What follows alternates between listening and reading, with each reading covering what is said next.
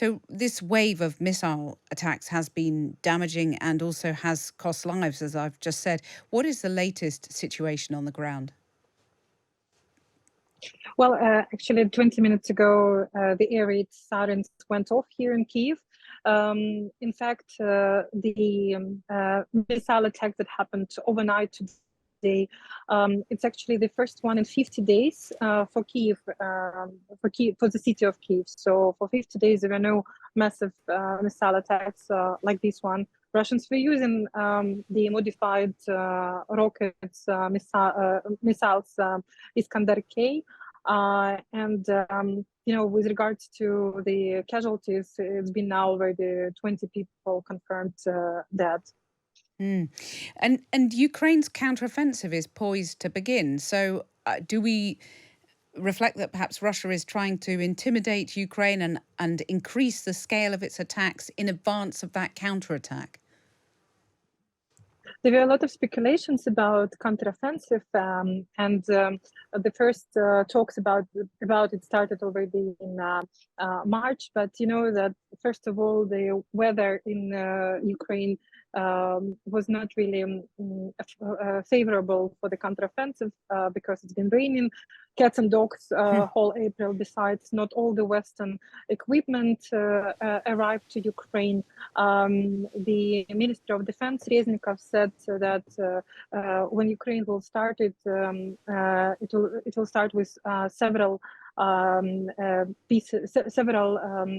samples of APCs from different countries. The Abrams won't be participating in the counteroffensive. But everyone is expecting the counteroffensive, and there are different talks. I spoke to military, some of them saying that it won't be such unexpected and surprising counteroffensive like it happened in Kharkiv region when the vast areas were liberated. Some soldiers told me that they are expecting, indeed, they're expecting surprise and some sort of tactical progress because they believe in the Ukrainian command, the general staff. So there are different talks. We only understand that, of course, inevitably it will bring a lot of casualties because this past year Russians built up and fortified the occupied areas along the front line. So everyone understands that it will cause a lot of destruction and death. Yeah. And you mentioned waiting for Western weaponry there. There have been a lot of reports, some leaked intelligence reports, that both sides are running low on some weaponry. What can you say about that?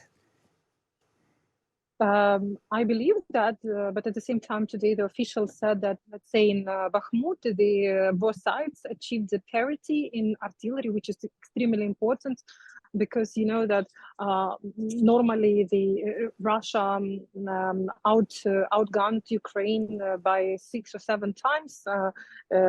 So it was affecting the mood and morale of the soldiers on the front line as well, because when the soldiers were staying in the dugout for hours without being able to implement the duties simply because hiding from the shelling, active shelling. But Russia has a lot of ammunition. It's also obvious because it has ammunition from that was collected and stocked up from the different post-Soviet Union countries, and they also keep producing their weapons. So I don't think that for Russia, Russia has lack of ammunition. Yeah.